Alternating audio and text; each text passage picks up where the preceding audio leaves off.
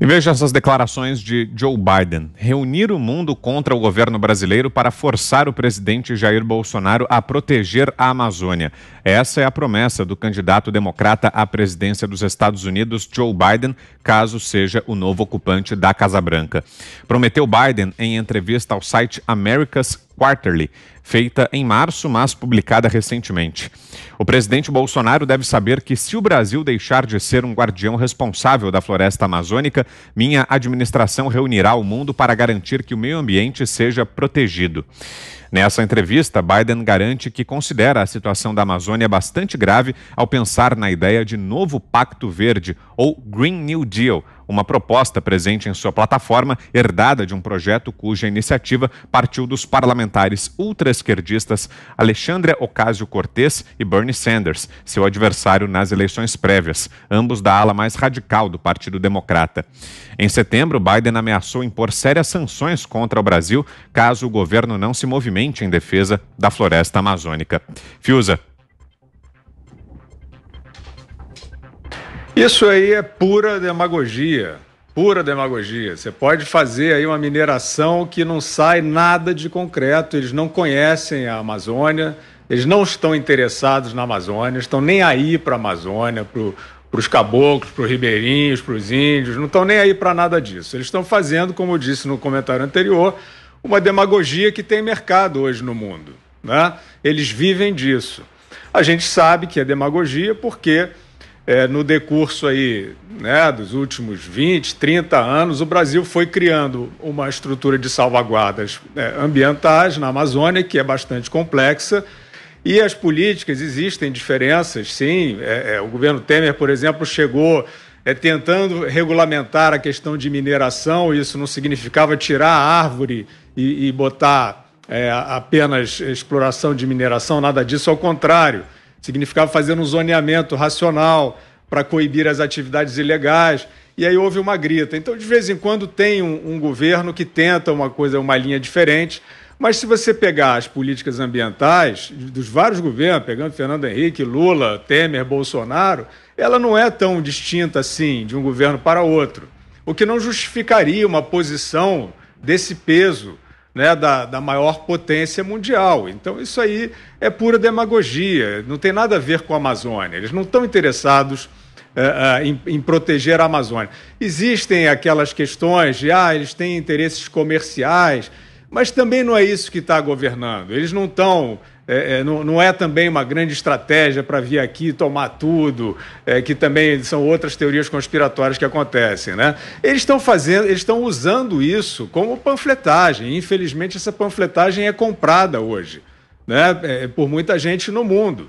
E eles vivem, eu acho que isso, né, Vitor, para concluir, isso denota como essas eleições trazem também o fato da desmoralização da imprensa, né? Que eu digo com muita tristeza, da grande imprensa, daquela que a gente aí cresceu, que tem serviços históricos em relação à democracia, Washington Post, New York Times, né? Quer dizer, são realmente veículos fundamentais na história da democracia, o Watergate, o célebre caso denunciado pelo Washington Post. Isso tudo acabou.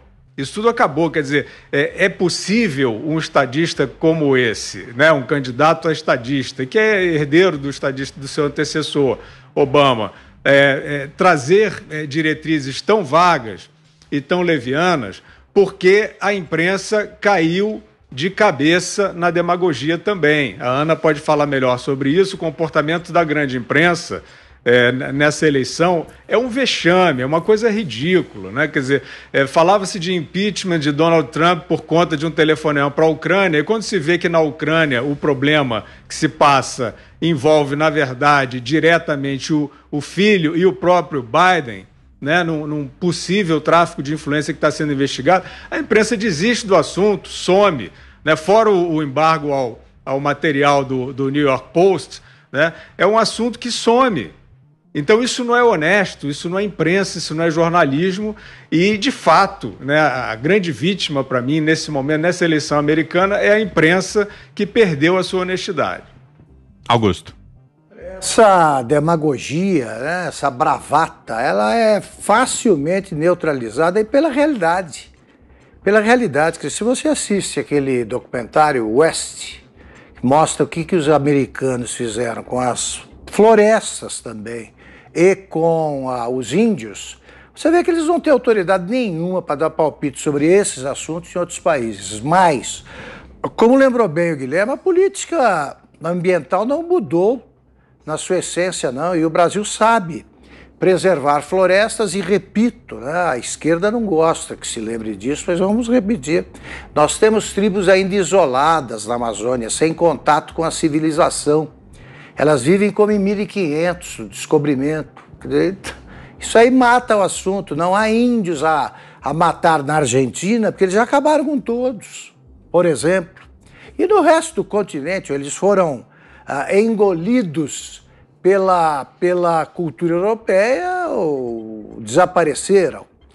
Então, o Brasil, com uma boa campanha de comunicação e com jornais e jornalistas que não sejam cafajestes, pode perfeitamente mostrar ao mundo que as coisas aqui são muito melhores do que nos países que o Biden promete, em outra bravata, reunir o mundo, né? Reunir todos os países para cuidar do Brasil. Ele vai ter tanto problema por lá se ganhar a eleição, que é o primeiro passo. Isso aí precede tudo. Não é o primeiro passo, é o último.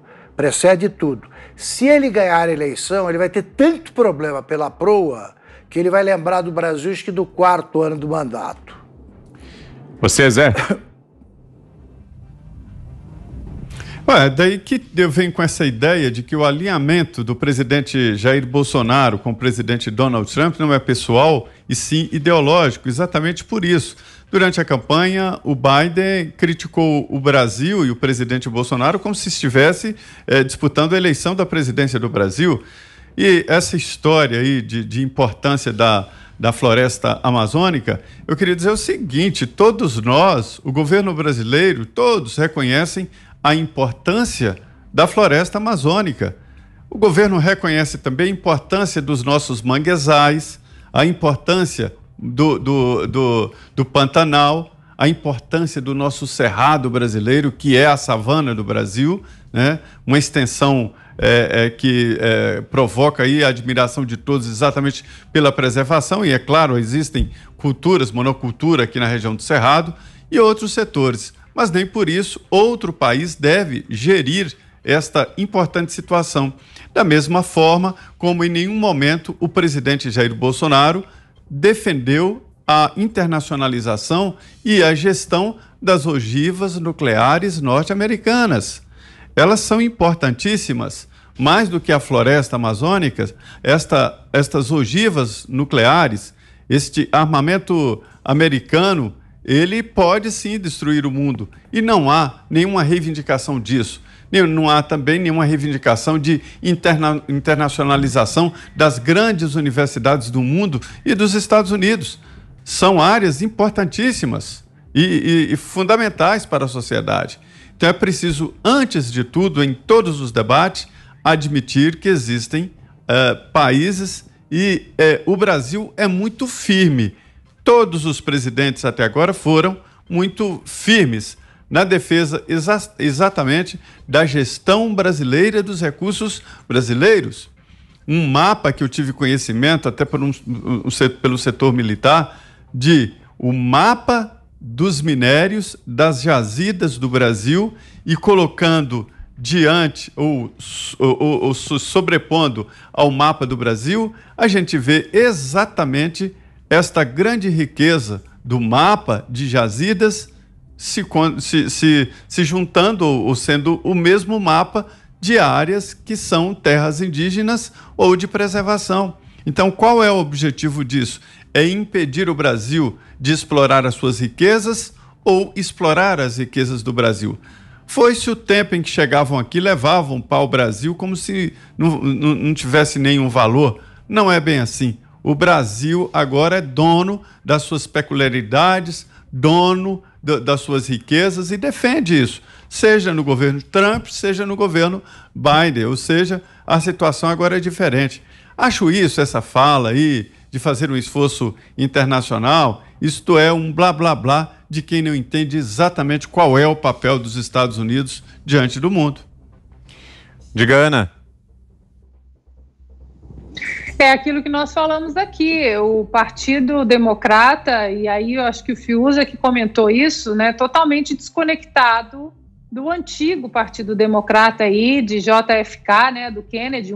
O Kennedy, por exemplo, ele passaria hoje facilmente como um republicano. Ele, na época, defendeu uma reforma tributária, ele era contra o aborto, ele era a favor de um setor militar forte, exatamente para proteger não só as fronteiras domésticas, mas também outros lugares no mundo. E hoje os democratas enaltecem John Kennedy como um nome máximo do partido, mas esquecem que as políticas dele hoje se encaixariam muito nas políticas do Partido Republicano.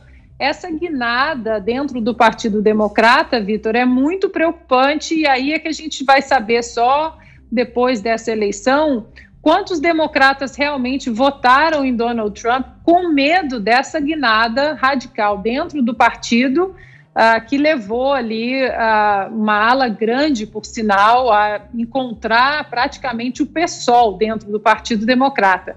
Essa semana, por exemplo, Vitor, o Bernie Sanders, que aí é o mentor, né, dessa ala mais radical, lembrando que o Bernie Sanders, quando o Lula foi solto, ele foi no Twitter e ele celebrou ali a soltura do Lula.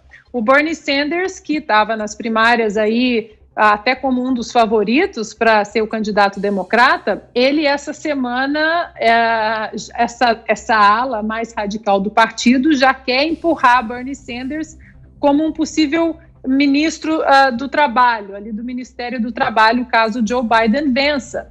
Então, a grande preocupação, e isso eu falo com democratas, amigos democratas aqui, da progressista Califórnia, que votaram em Obama, da preocupação de Joe Biden estar sendo usado como um fantoche exatamente por essa ala radical dentro do partido e como um cavalo de Troia, que assim que ele, se por acaso ele for eleito, ele vai ser usado exatamente para passar essa quantidade de política radical. Lembrando também, Vitor, que hoje acontecem eleições importantes também para o Senado, né? O Senado aí, os republicanos têm maioria no Senado, mas uma maioria muito perigosa que pode ser perdida hoje, e aí seria um problema maior para quem tem medo desse Partido Democrata radical. Se Joe Biden vence a presidência, os democratas continuam com maioria na Câmara e tomam o Senado.